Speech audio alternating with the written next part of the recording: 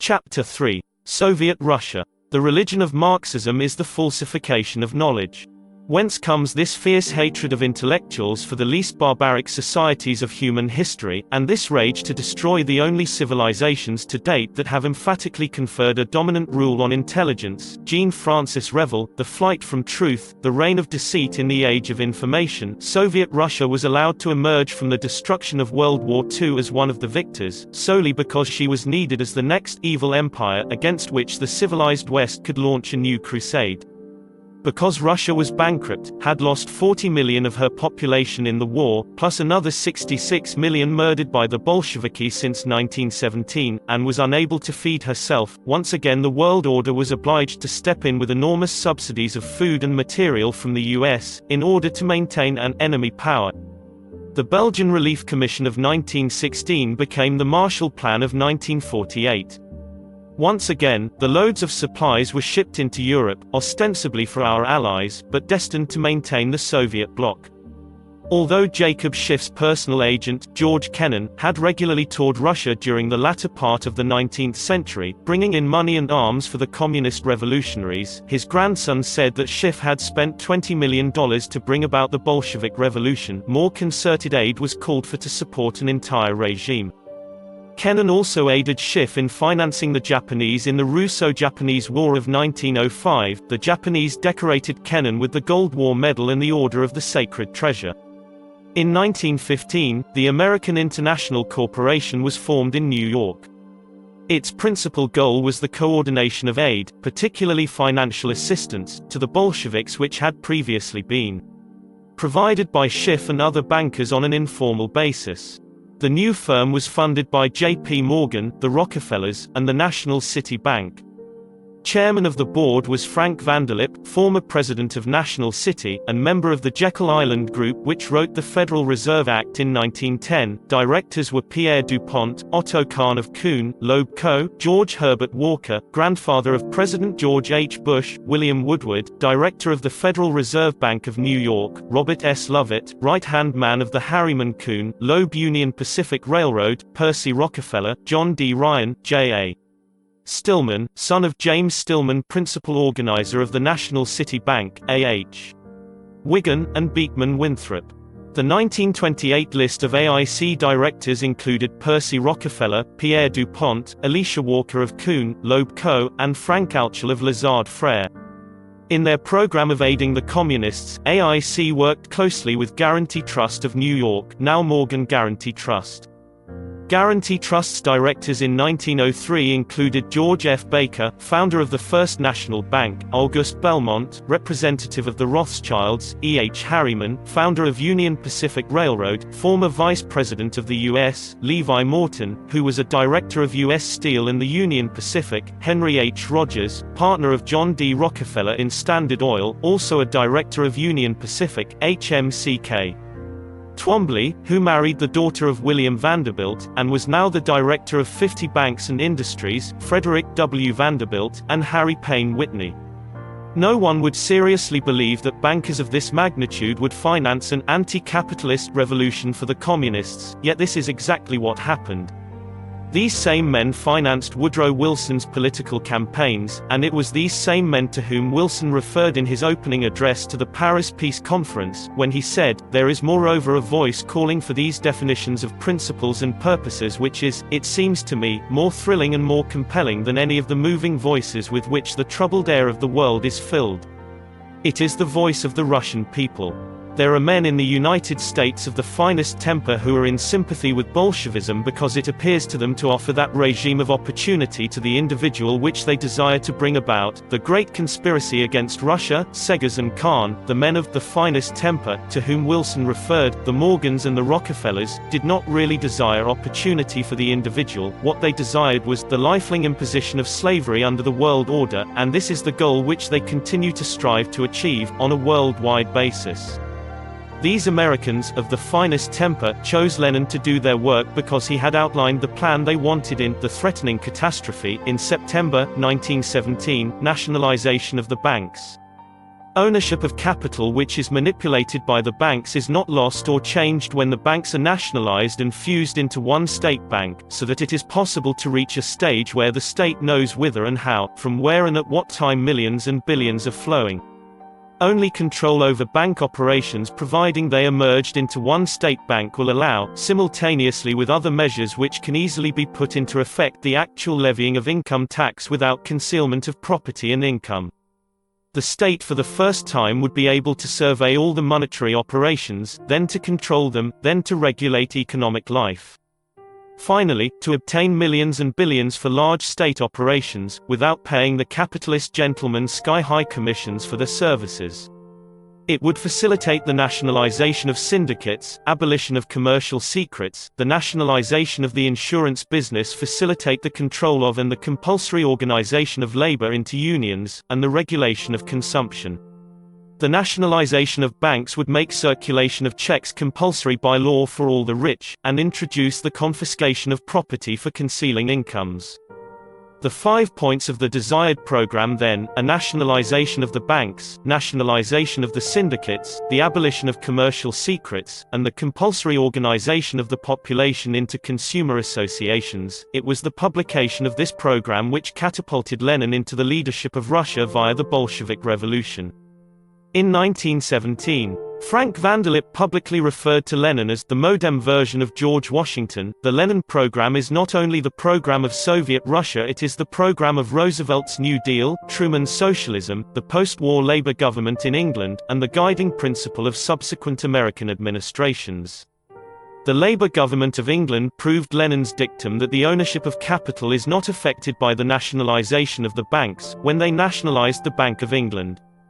The Lenin program is the entire program of the U.S. Internal Revenue Service, the actual levying of income tax without concealment of property or income, the confiscation property for concealing incomes.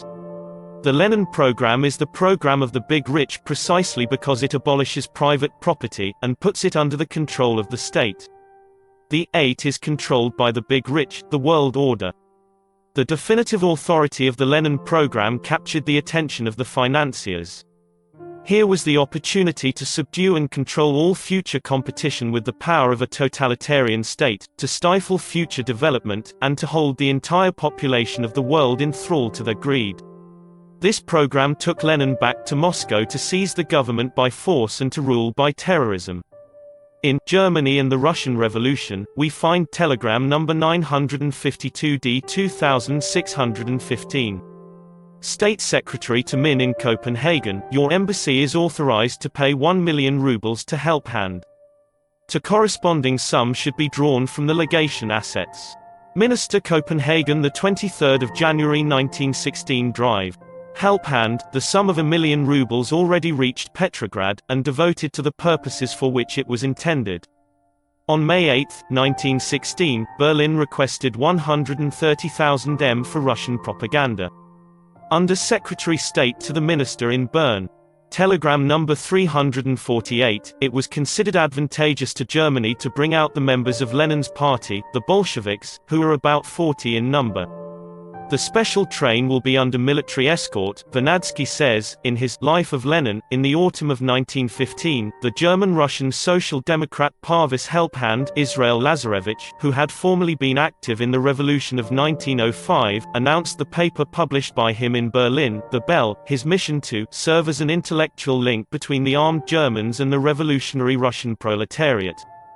During the war, Helphand was engaged in furnishing supplies to the German army in huge quantities, and so considerable amounts of money passed through his hands.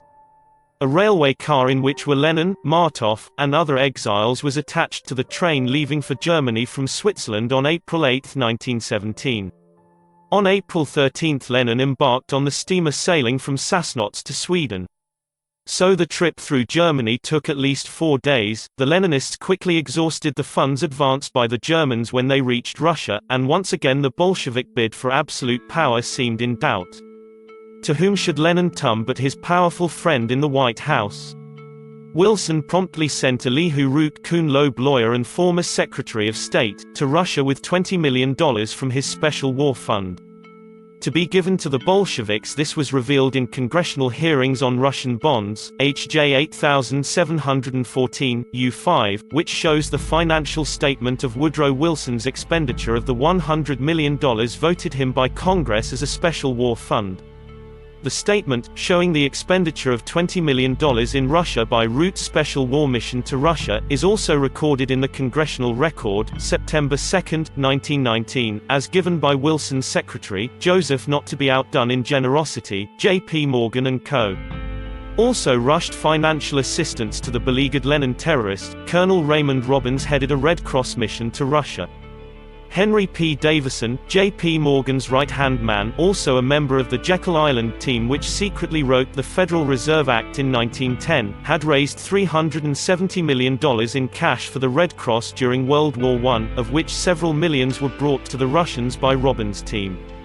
Aiding him in this charitable work were Frank Vanderlip, chairman of American International Corp., and William Boyce Thompson, another director of the Federal Reserve Bank of New York. Major Harold H. Swift, head of the meat-packing family, accompanied Robbins on mission of mercy, or should we say business. Swift used the occasion to gamer a $10 million meat order for his brother-in-law, Edward Morris, of Morris Co. On January 22, 1920, the Soviets ordered another $50 million of meat from Morris Co.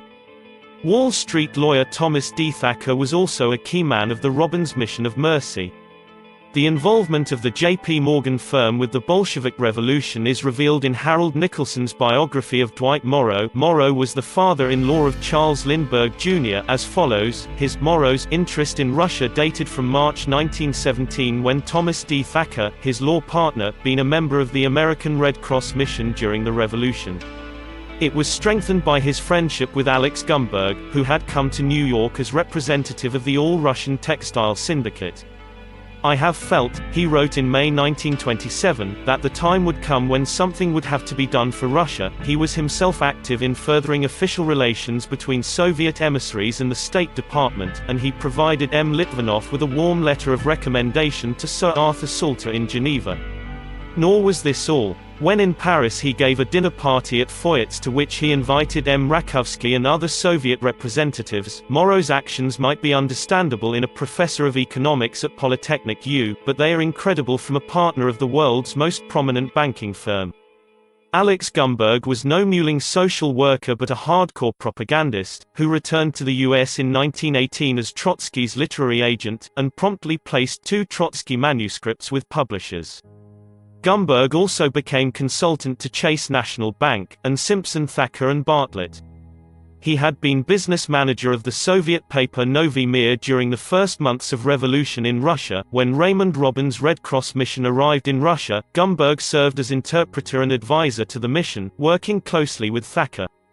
The present senior partner of Simpson Thacker and Bartlett is Cyrus Vance, who served as Carter's Secretary of State, and is now a director of the Rockefeller Foundation. The international financiers, advised by Gumberg, now launched a worldwide propaganda campaign to sell the Bolsheviks as idealists, selfless humanitarians, and the modern disciples of Christ, who wished only to spread brotherhood and universal love throughout the world. The tune rang strangely against the backdrop of the machine guns steadily chattering in Russia as the "Disciples of Love" massacred millions of women and children, but none of their devout admirers in the United States heard this as a sour note. From the outset, the humanitarians showed an excessive concern for the material wealth which they had seized from its rightful owners. The New York Times noted on January 30, 1918, a dispatch from Petrograd. The People's Commissaries have decreed state monopoly of gold. Churches, museums and other public institutions are required to place their gold articles at the disposal of the state. Gold articles belonging to private persons must be handed over to the state. Informants will receive 1/3 of the value of the articles. Lenin said, the Soviet Union must carefully save its gold. When living with the wolves, howl like the wolves. One of the first orders issued by the new regime was, the banking business is declared a state monopoly, signed, Lenin, Krylenko, Podvolsky, Gorbanov. Marx's philosophy of history claims that the world operates solely through the economic organization of society, based on the production and exchange of goods. However, this is the worldview of the parasite, who is concerned only with obtaining his sustenance from the host. The materialist reduction of life to the obtaining of food at someone else's expense eliminates first, man's spiritual life, second, all ideas, because the materialist idea explicitly excludes all other ideas, and third, the long-term view, the concept of investing over a period of time for a return which will not be available for years or perhaps never. The parasitic view is limited to the next meal, or to creating a situation in which he cannot be dislodged before obtaining his next meal. This Marxist short-term view has become the standard doctrine in American Graduate School of Business, particularly Harvard, which was financed by George F. Baker and J.P. Morgan. The result is that American industry, limited by the short-term view, has steadily declined for 25 years. The high interest rates imposed by the international bankers also force industry to concentrate on short-term gains merely to pay interest on their loans. Marx said, "The first function of gold is to give the commercial world a material by which to express value, that is, to express the value of all other goods, as homogeneous variables, that are qualitatively identical and quantitatively comparable." Karl Marx Society. v.23, p.104. Marx's economic views were entirely compatible with the views of the banking establishment in the City of London and particularly the House of Rothschild. It is no accident that Karl Marx is buried, not in Moscow, but in London, nor an accident that the triumph and bloodbath of the Bolsheviks in Russia gave the Rothschilds and their associates $1 billion in cash which the luckless Tsar had deposited in their European and New York banks. Few people know that Marx had close relations with the British aristocracy, through his marriage to Jenny von Westphalen. She was related to the Scottish Dukes of Argyll, who had long been revolutionaries, and the Campbells, who set up the Baptist splinter group, the Campbellites. Jenny von Westphalen's ancestor, Anna Campbell, Countess of Balcarres and Argyll, was governess to the Prince of Orange from 1657 to 59. The future King William, who later granted the Charter of the Bank of England, Archibald Campbell, 1st Duke of Argyll, accompanied William on his voyage to England in 1688 to seize the throne. The present Earl of Balcarres is related to Viscount Cowdray, Wheatman John Churchill Pearson, whose mother was the daughter of Lord Spencer Churchill. His sister married the Duke of Athol, and he married the daughter of the Earl of Bradford. The Argyll-Balcarres family is represented by the Lindsay and Campbell families. The present Earl of Crawford, Robert A. Lindsay, is the 29th Earl, and also the 12th Earl of Balcarres. He is also chairman of National Westminster Bank, director of Rothschild Sun Alliance Assurance. His mother was a Cavendish. He was formerly private secretary to the Secretary of State, and later served as Minister of State for Defense and Minister of State for Foreign and Commercial Affairs. Despite a later reputation for anti-communism, Herbert Hoover was not only the most tireless proponent of the League of Nations in partnership with Colonel House, he also was the first American to step in with large-scale assistance to prevent a massive uprising against the faltering Bolshevik regime. Hoover saved the Bolsheviks by organizing a massive program to rush food to the beleaguered communists. Hoover enlisted one of his old colleagues from the World War Relief Agency, MARGE, General William N. Haskell, who had been head of American Relief Mission to Romania, and later directed all relief the Caucasus and Russia. On September 23, 1921, Haskell embarked on his new mission of mercy, to feed the Bolsheviks so that they would have the strength to continue their mass murders of the landowners and businessmen. Haskell continued this relief work until 1923, when it was determined that the Bolshevik regime was no longer in danger. For this effort, Herbert Hoover won massive opposition in his later political career as an anti-communist. Things indeed are not always what they seem under the rule of the world order. The Hoover effort had provided 700 tons of odd and other supplies at a cost of $78 million. $20 million was appropriated by Congress for the program. $40 million came from public charities, $8 million worth of medical supplies was donated by the U.S. Army, and the Russians themselves paid $8 million from their gold supplies. From the late Tsar. After General Haskell's departure, Stalin arrested anyone who had worked with him on this program. He could not afford to allow anyone to mention the help that his regime had received from a capitalist country. On November 28, 1917, his associate, Colonel House had cabled Wilson a few days after the Bolsheviks seized power, urging the extreme importance of suppressing all American newspaper criticism of the Bolsheviks. It is exceedingly important that such criticism be suppressed. The telegram was placed in a confidential file, and only came to light 6 years later. In The Unknown War with Russia, Robert J. Maddox noted in 1977, Wilson greeted the March Revolution in Russia as a major step toward achieving the kind of post-war world he envisioned. He made sure the U.S. was the first to recognize the provisional government. Maddox points out that Wilson insisted that number 6 of his famous 14 points at Versailles was that Russia should continue under institutions of her own choosing, thus guaranteeing the future of the Bolshevik regime.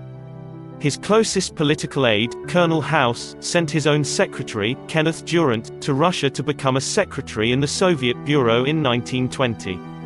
William Lawrence Sanders, chairman of Ingersoll Rand, and deputy chairman of the Federal Reserve Bank of New York, wrote to Wilson, October 17, 1918, "I am in sympathy with the Soviet form of government as the best suited for the Russian people." George Foster Peabody, also deputy chairman of the Federal Reserve Bank, New York since 1914, and noted philanthropist, who organized the General Education Board for the Rockefellers, stated that he supported the Bolshevik form of state monopoly.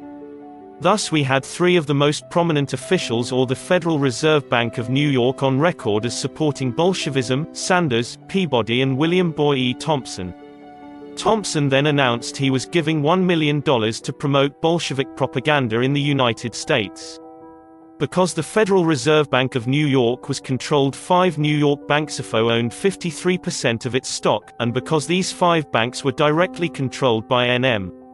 Rothschild and Sons of London, we can only conclude that these 3 men were merely stating the preferences of their employer.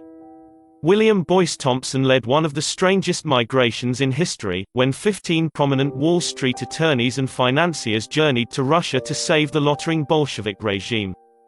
J.P. Morgan cabled Thompson $1 million for this mission from the National City Bank branch in Petrograd, which, significantly, was the only bank never molested by the Bolshevik government.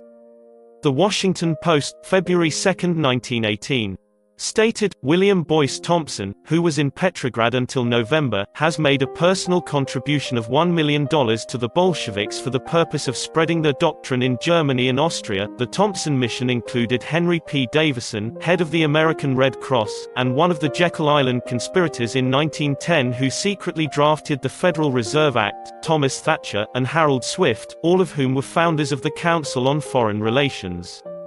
The National City Bank had already loaned Russia $50 million, and Guarantee Trust, whose directors were the leading financiers in New York, now became the financial correspondent for Soviet interests in America. In January 1922, Secretary of Commerce Herbert Hoover introduced on behalf of Guarantee Trust a resolution permitting relations with the new state bank at Moscow. Secretary of State Charles Evans Hughes strongly opposed this resolution, but Hoover succeeded in getting it approved. A German banker, Max May, now vice president of Guarantee Trust, became head of the foreign department of the Ruscombank in 1923, the first Soviet international bank. Who states that Max May came to the U.S. 1883, naturalized 1888, vice president. Guarantee Trust 1904–18, director and member of board Russian Commercial Bank 1922–25. J.P. Morgan and Guarantee Trust acted as the fiscal agents of the Soviet government in the U.S. The first shipments of Soviet gold, which was actually the Tsar's gold, were deposited in Guarantee Trust. In a typical move to disguise their operations, Otto Kahn and several officials of Guarantee Trust then founded an anti-communist group, United Americans, which circulated virulent anti-communist and anti-Jewish propaganda. Like most such organizations, it was designed to discredit and render impotent anyone opposed to communism who became involved in its work. On February 1, 1919, Edward L. Doheny, the oil tycoon, told C.W. Barron, founder of the Wall Street Journal, President Eliot of Harvard is teaching Bolshevism. The worst Bolsheviks in the U.S. are not only college professors, of whom President Wilson is one, but capitalists and the wives of capitalists. Frank C. Vanderlip is a Bolshevik. Socialism is the poison that destroys democracy. Socialism holds out the hope that a man can quit work and be better off. Bolshevism is the true fruit of socialism. The world headquarters of the Bolshevik movement was now at 120 Broadway on Wall Street. The Equitable Life building at 120 Broadway had been built by a corporation organized by Gen. T. Coleman DuPont. During the early 1920s, 120 Broadway not only housed Equitable Life, but also the Federal Reserve Bank of New York, whose directors were enthusiastically supporting the Bolsheviks, the American International Corporation, which had been organized to aid the Soviet Union, Weinberg and Posner, which received a $3 million order for machinery from the Soviet Union in 1919, and whose vice president was Ludwig Martens, first Soviet ambassador to the U.S., John McGregor Grant, whose operations were financed by Olaf Ashberg of NYA Banken, Stockholm, who had transmitted large sums furnished by the Warburgs for the Bolshevik Revolution. The London agent of NYA Banken was the British Bank of North Commerce, whose chairman was Earl Grey. A close associate of Cecil Rhodes. Grant had been blacklisted by the US government for his support of Germany during World War I, and on the top floor of 120 Broadway was the exclusive Bankers Club. These were the organizers of the world order. Their instrument of power was gold. The Great Soviet Encyclopedia noted, under socialist economic conditions, gold is also a universal equivalent, used as a measure of value and a scale of prices. The gold content of the Soviet ruble was established at 0.0987412 grams as per January 1, 1961. In the world socialist market, gold is used as the universal money. Many Americans are puzzled by the relentless devotion of the Rockefeller Foundation to financing communist organizations in many parts of the world. This dedication to communism can be traced back to a crucial moment in the Bolsheviks' march to power. In 1917, Mackenzie King had established a lifelong relationship with John D. Rockefeller Jr., whom he met in June 1914. They had been born in the same year, 1874, and seemed to agree on everything. Soon, King was working closely with Frederick T. Gates and Ivy Lee to further the Rockefeller philanthropies, which seemed to view communism as the ideal vehicle to bring about world brotherhood.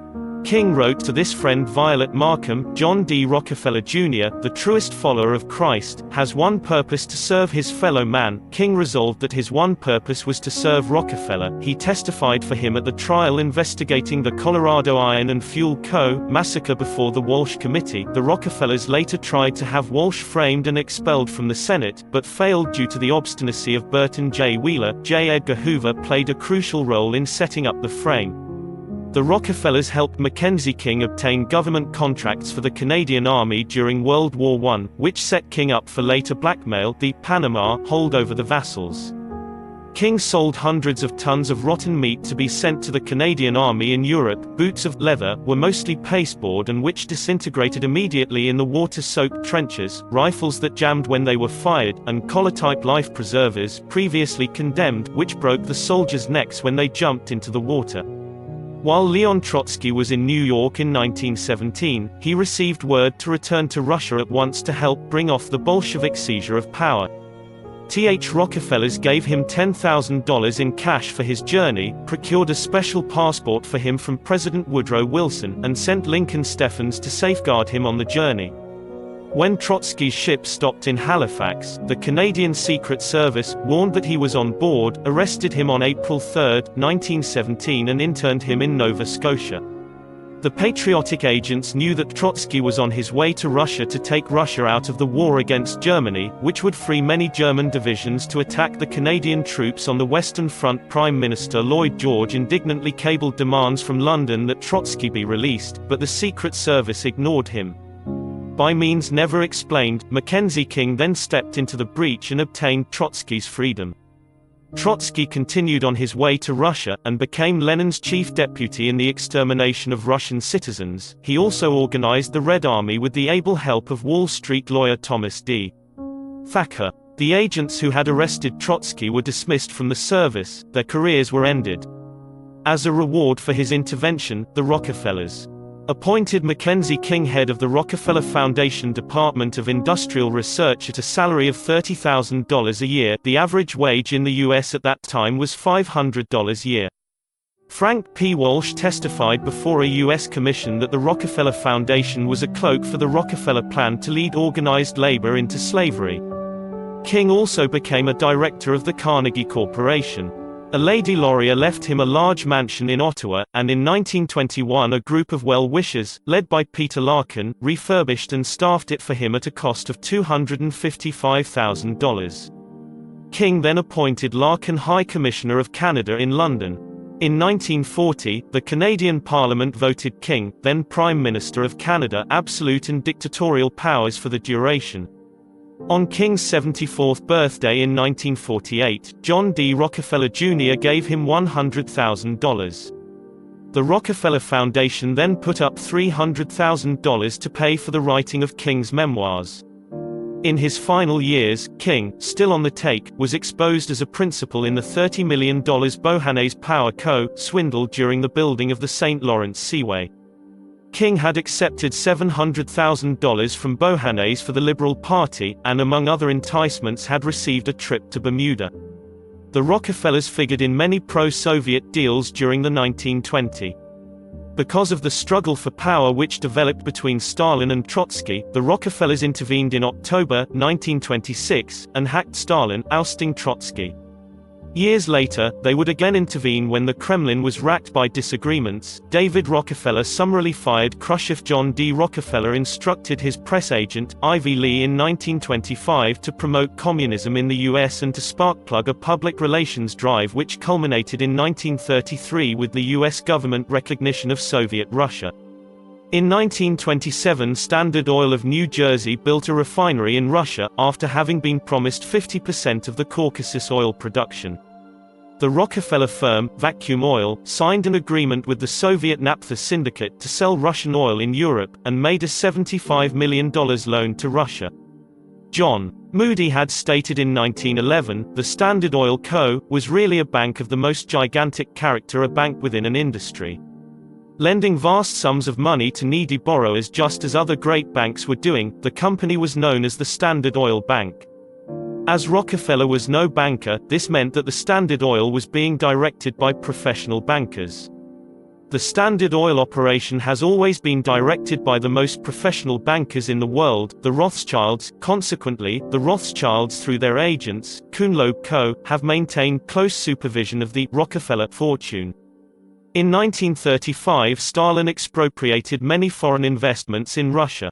But the Standard Oil properties were not touched. The five-year plans, 1928–32, 1933–37, and 1938–42, were all financed by the international banking houses. During the 1920s, the principal firms doing business with Russia were Vacuum Oil, International Harvester, Guarantee Trust and New York Life, all firms controlled by the Morgan Rockefeller interests. Arthur Upham Pope's biography of Litvinov notes that in March 1921, a trade agreement was signed with Great Britain providing that gold sent in payment for machines bought by Russia would not be confiscated towards old debts or claims. This ensured that Tsarist gold sent to England would not be seized by his cousins, the British Royal Amity. On July 7, 1922, Litvinov revealed that the Russian delegation at the Hague Conference was negotiating with an important group of financiers which included Otto H. Kahn of Kuhn-Loeb Co. A week later, Kahn arrived at The Hague. He stated, "The conference with the Russians will bring useful results and will lead to a closer approach to unity of views and policies on the part of England, France and the US in respect to the Russian situation." When Otto Kahn's wife visited Russia in 1936, she was treated like visiting royalty. In 1922, the Chase National Bank had established the American-Russian Chamber of Commerce to promote trade with and government recognition of Russia. Its chairman was Reeve Schley, a vice president of Chase. He was a director of many corporations including Howe Sound, Electric Boat, the Yale Corp., chairman of Sundstrom and Underwood. He had served as director of the U.S. Fuel Administration from 1917 to 1919. His son, Reeve Schley Jr. was a captain in the OSS under General Donovan in World War II. Both Chase and Equitable Trust led in granting credits to the Soviet Union during the 1920s. In 1934, Roosevelt established the Export-Import Bank to finance increased trade with the Soviet Union. During World War II, Chase was Amtorg's principal bank in handling the many billions of dollars of Lend-Lease transactions for Russia.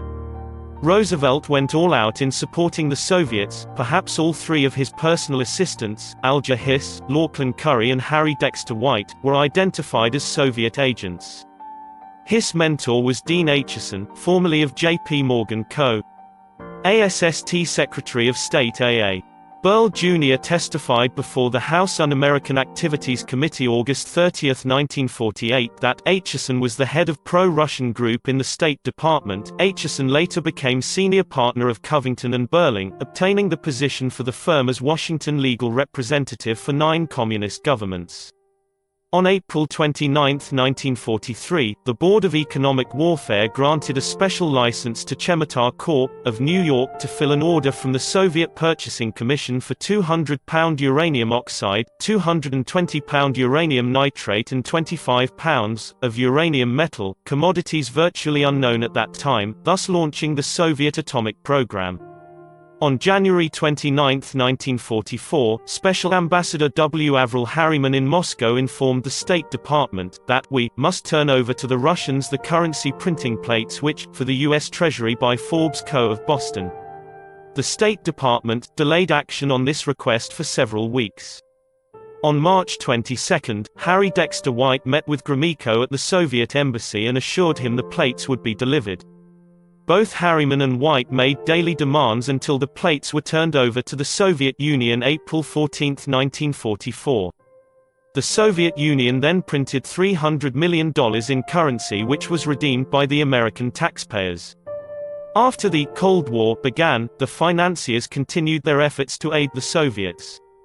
In 1967, the New York Times announced that a new consortium had been formed to promote trade with Russia, composed of Cyrus Eaton's Tower Corp., Rockefeller's International Basic Economy Corp., and N.M. Rothschild and Sons of London.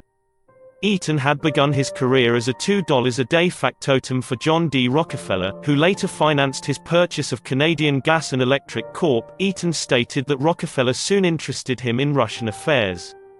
In an interview with Mike Wallace, Eaton claimed that under communism, the people of the Soviet Union were entirely contented.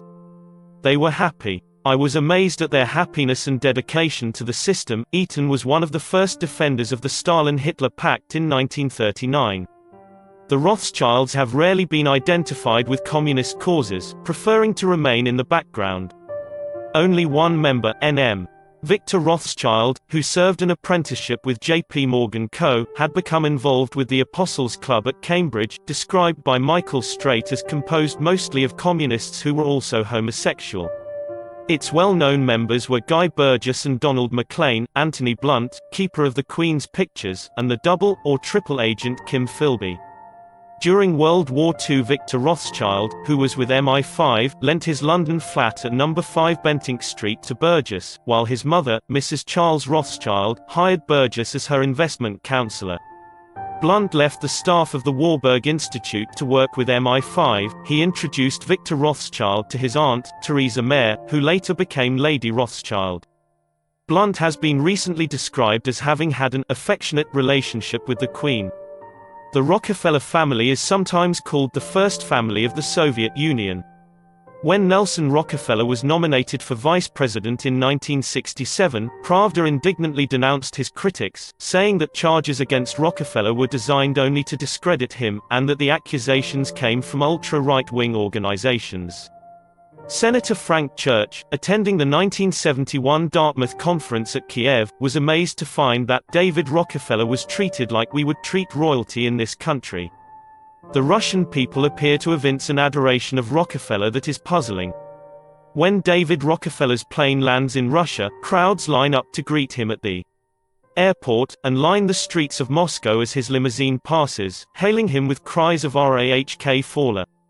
George Gilder remarked that no one knows how to revere, blandish and exalt a Rockefeller half as well as the Marxists. After World War II, Dean Acheson frantically lobbied for an additional $300 million loan to the Soviet Union. Ed Burling, who was Frederick A. Delano's brother-in-law, had founded the firm of Covington and Burling, of which Acheson was partner, with Donald Hiss, brother of Alger. When Acheson's lobbying failed to develop the Russian aid, the Council on Foreign Relations drafted the Marshall Plan as an alternative measure.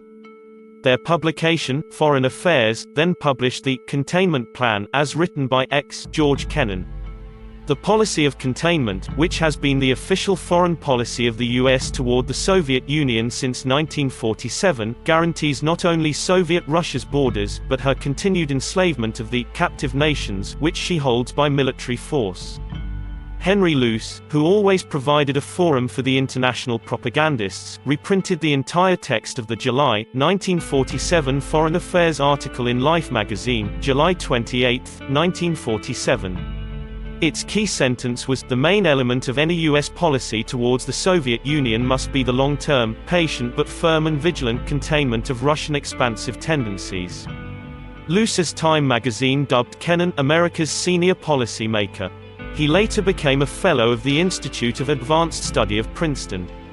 Kennan was the nephew and namesake of the George Kennan who operated as a Marxist agent for Jacob Schiff in Russia for many years before the Bolshevik Revolution, and was finally expelled by the Tsarist government. Kennan's pen name, X, was a favorite identification of socialist operatives.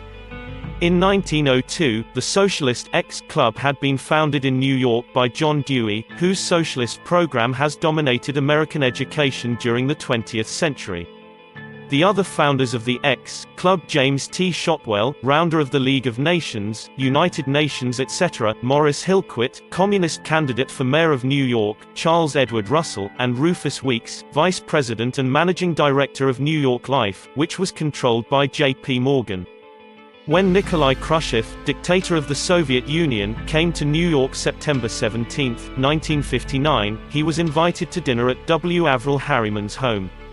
30 people attended, who controlled aggregate wealth of $40 billion.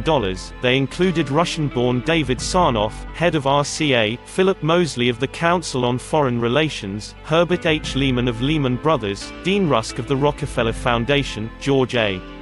Woods, First Boston Corp., Thomas K. Finletter of Kudet Brothers, former Secretary of the Air Force, John K. Galbraith, economist, Frank Pace of General Dynamics. In September 1960, Khrushchev was entertained at Hyde Park at a dinner given in his honor by Eleanor Roosevelt. Present at this select gathering was Victor Hammer, who had fenced the Romanov duels in the U.S. He sold many Fabergé items to Lillian Pratt, wife of the General Motors tycoon. The collection is now in the Virginia Museum in Richmond, Virginia.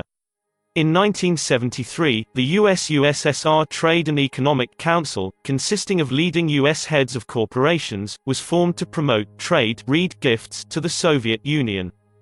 In 1976, G.M. Miller of Textron was named head of the council. Shortly afterwards, he was appointed chairman of the Federal Reserve Board of Governors by Carter. The Bolshevik Revolution, which was nurtured through its most trying days by three directors of the Federal Reserve Bank of New York, William Boyce Thompson, George Foster Peabody, and William Woodward, continues to be supported by the Federal Reserve System. The Federal Reserve System maintains close ties with the Gosbank, the Soviet Central Bank, which controls the Communist Party of the USSR. Gosbank employs 5,000 economists, and is known as a passive, rather than an active bank of issue, meaning that it follows orders from other sources, as does the Federal Reserve Board of Governors. The Gosbank Federal Reserve System cooperation in Soviet financial ladders is handled through the Bank for International Settlements in Switzerland. In 1949, the present flood of eurodollars originated as European deposits of communist dollar hoards in the Soviet Eurobank of Paris. Banque Commerciale pour Europe du Nord. The financiers then realized they created a new and even more untraceable source of paper money which had no backing. Anthony Sampson writes that the more cosmopolitan banks with foreign experts and directors, such as Warburgs, Montagus, Rothschilds and Kleinwerts, had also discovered a huge new source of profits in the market for eurodollars. These profits now amount to some $1 trillion, all of which are obligations of the American taxpayer. This Ponzi operation was made possible by the exclusive Central Bankers Club, the Bank for International Settlements, which had been established by Hjalmar Schacht, financier of the Nazi movement, Emil Francke, guiding genius of Hoover's Belgian Relief Commission, and John Foster Dulles, to the title Most Dangerous Man in America. It was set up in May 1930 by the Hague Treaty to handle German reparations payments, which, of course, were never paid. BIS now controls 1/10 of the world's gold, which it rents out at a profit. Its assets have increased by an astronomical 1,200% in the past 20 years. U.S. shares of BIS are held by Citibank, the Wall Street Journal noted editorially on Mar. 10, 1986, hasn't it struck most Western policymakers as odd that the Soviet Union, with a total annual hard currency income of about $32 billion from all sources, including arms sales, can sustain a global empire? The journal noted that the Soviet Union has been a major player in the interbank market for many years, and that 6 Soviet-owned banks in the West have been the major beneficiaries of this global flow of interbank funds. The largest Soviet-owned banks in the West include Bank Komercial pour Europe du Nord, or Eurobank in pairs, Moscow Narodny Bank of London, OST West Handelsbank Frankfurt, and others in Luxembourg, Zurich and Vienna. Western deposits in Soviet-owned banks approximate $5 billion. What is going on here? Western nations deposit billions of dollars in Soviet banks. Where is the rivalry between communist and capitalist? The answer is that it is just here the fabled Soviet Empire has been, in Never Never Land. American International Corporation continued to exercise a behind-the-scenes role in U.S.-Soviet dealings until World War II, when W. A. Harriman's presence in Moscow to direct Stalin's handling of the war usurped its duties. Standard & Poor's shows in 1982 an American International Group, an insurance holding company with $3.4 billion in assets, whose attorneys are Sullivan and Cromwell. It was formed from the Cornelius V Star Insurance Network, which was part of the CIA's Asiatic operations. Its directors include Harry Kearns, Chairman Eisenhower-Nixon Presidential Campaign, now Chairman American Asian Bank, served as President Export-Import Bank 1969–73, William L. Hemphill, President. United Guaranty, Director of Cone Mills. The Hemphill family has been allied with J.P. Morgan for many years, Douglas MacArthur II, diplomat, John I Howell, Chairman J. Henry Schroeder Bank, and S.C. Broders Limited of London, Edwin A. Granville Menton of England, who was Chairman of American International from 1946 to 1979, now Director of the Star Foundation, and J. Milburn Smith, Director of Lloyd's of London. Prominent American businessmen and political leaders such as W. Averell Harriman do not bother to conceal their pro-Soviet activities. Russian Ambassador Dobrynin casually referred to Henry Kissinger's double role, saying, "I am the laughing third man, sitting still. Kissinger is negotiating for us too." Brezhnev, dictator of Russia, was asked why the Soviet Union did not take a role in Middle East negotiations. He replied, "We don't need representation. Kissinger our man in the Middle East." With this kind of influence, it seems odd that the Communists do not precipitate a coup, and seize absolute power in the US, as they did in Russia in 1917. There are 200 million answers to this question, not 200 million Americans, but 200 million guns held privately by American citizens. A confidential Ford Foundation study showed that only 5 to 10% of Americans would actively resist a communist seizure of power. This was the good news. The bad news was that only 1% of our citizens, armed and opposing the takeover, would defeat it. Since 1948, Americans have asked this writer when the communists will seize power in the US. The answer is that they will seize power after they have confiscated the 200 million guns. Guns are forbidden in the Soviet Union. Only the highest officials are allowed to possess them. Criminals understand only one law, the law of force. The criminal syndicalists who seek to enslave the entire world cannot be defeated by humility or compassion, but only by the most determined and the harshest measures. To examine the American situation in perspective, there are only 500 men, primarily in the major foundations, who are actively engaged in transmitting international banker socialist orders to our government.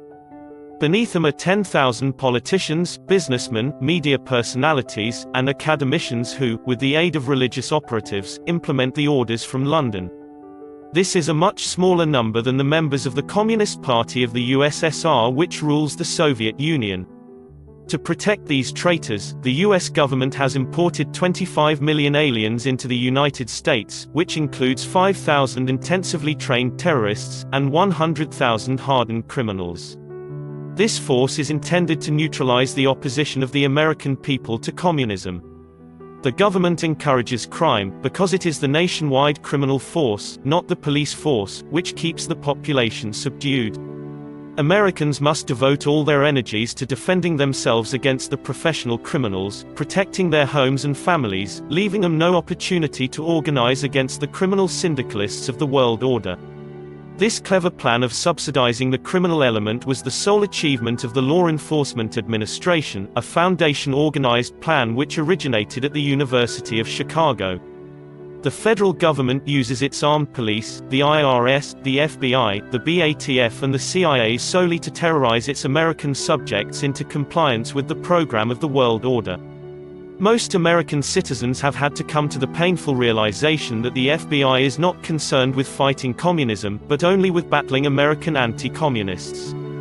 They now realize that the IRS functions as an armed group of terrorists, not to collect funds, of which the government has no need, but solely to extort money by force from American citizens, as part of the program of the world order. The intent is to render them impoverished and terrorized, so that they will be rendered impotent and unable to organize to resist the world order. It is the program of 1984. Even if they planned otherwise, the five masters of the world order have now created a situation which must lead to world war, world economic collapse, or both. The 30-year build-up of the Soviet Union as the next opponent in an ongoing world conflict was noted by Sruli Blotnick in Forbes magazine, November 7, 1983. A wealthy New York lawyer whose portfolio contained substantial holdings of McDonnell Douglas, Raytheon and General Dynamics, commented, "It bothers me even to think what would happen if the Russians decided to take us up on our 5% a year solution to the arms race. Once we started dismantling our strategic weapons, the defense stocks will make the high-tech group look stable by comparison. The 60% loss I took on my Fortune computer system could be a hint of things to come. The world order has no religious, political or economic program except world slavery. Only by subduing all potential opposition can the parasite guarantee his position of lodging on the host. The world order sets up countless groups to promote any type of idea, and then sets up other groups to fanatically oppose them, but the masters have no dedication to anything except slavery." As R.E. McMaster wrote in The Reaper, the goal of international communism is not to destroy Western international debt capitalism. The goal of international communism is to enslave mankind at the behest of Western international debt capitalism. This is all you can ever know about the present world situation, and it is all you need to know. In 1985, in the initial printing of the World Order, I posited a worst-case theory for the US economy almost entirely dependent on the Soviet threat. A Russian revolution would mean the collapse of the US economy. In 1992, we have seen the Soviet Empire collapse, and the US economy is in shambles. Of course, the Bush League officials are frantically trying to convince Americans that there is no connection between the two events. In fact, the Soviet Empire is the empire that never was. There was a Russian Empire, under the Romanovs, but after the biggest heist in history, when the richest man in the world, Tsar Nicholas, was robbed, and he and his family murdered by thugs who called themselves communists, a tremendous propaganda campaign, aided and abetted by the kept press of the world, has sought to convince us that communism exists, and that the Soviet Empire exists. I have detailed the financial and other support given to the Soviets by Americans, and most of all, the American taxpayer, on an ongoing basis since 1917 to the present day. President Bush is now beating the Bushes for hundreds of billions of additional aid to Russia. This is nothing new. He is carrying on the tradition established by his grandfather and namesake, George Herbert Walker, when he became a director of American International Corp., a Wall Street firm set up to finance the Bolshevik Revolution. What really happened in Russia in 1917? Through the furtive acts of British Secret Intelligence Service agents in Moscow, the Romanov government was overthrown, and a provincial government installed. In 1917, Russia joined the United States as a colony of the Bank of England. The Tsar's fortune was used, among other things, to purchase the stock of the Federal Reserve banks for $144 million. Today, the rightful owners of that stock are the heirs of the Romanovs. George Orwell envisioned the world of 1984, in which two rival powers maintained perpetual hostility and martial law but never went to war against each other. 1984 continued in effect until one player, the United States, weakened and could no longer afford to subsidize its rival. What happened to the world communist threat was that the American taxpayer, looted and betrayed by the minions of the world order, could no longer afford to pay for communism in Russia. The charade came to close to collapse during the Burgess-McClane episode, when these British agents defected to Russia. They were followed by their handler, Kim Philby, who became a lieutenant general in the KGB. This episode almost exposed the behind-the-stage scenery, in which the British SIS, Mossad, the KGB and the CIA, inhabited a fairyland of their own, and in which harsh reality was never permitted to intrude.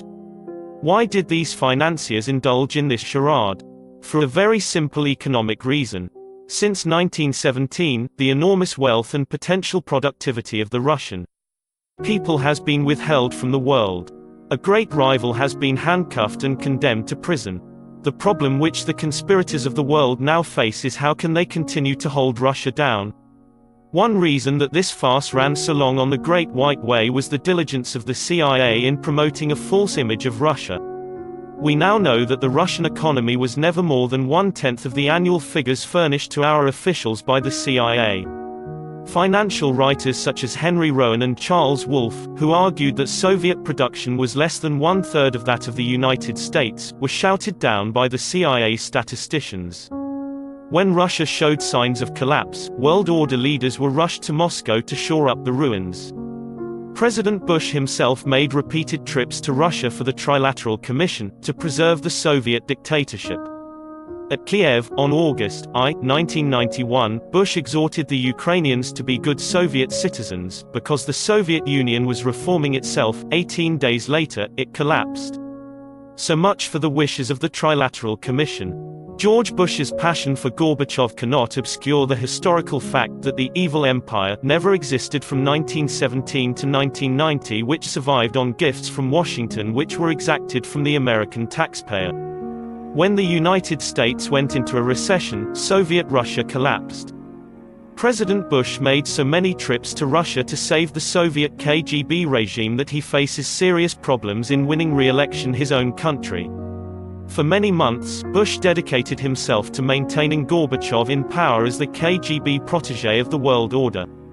While Bush sneered at Boris Yeltsin, and publicly snubbed him, he profusely praised Gorbachev, noting in his address to the nation, December 26, 1991, "I'd like to express my gratitude to Mikhail Gorbachev for years of sustained commitment to world peace and for his intellect, vision and courage." Bush had been quoted in USA Today on October 30, 1991, as reassuring Gorbachev, who daily faced ouster in Russia, that, "You're still the master." The Russian people ignored Bush's trilateral recommendation, and chose Yeltsin. Yeltsin himself quickly came under siege by aspiring agents of the world order. Aging and discredited Trotskyites crawled out of the woodwork, shrieking that they were still important figures. The Washington Post named some of his would-be American agents as Alan Weinstein, who describes himself as Yeltsin's man in Washington, a number of refugees from the Hoover Institution in Palo Alto, and a street car operator from Washington, D.C. named O. Roy Chalk.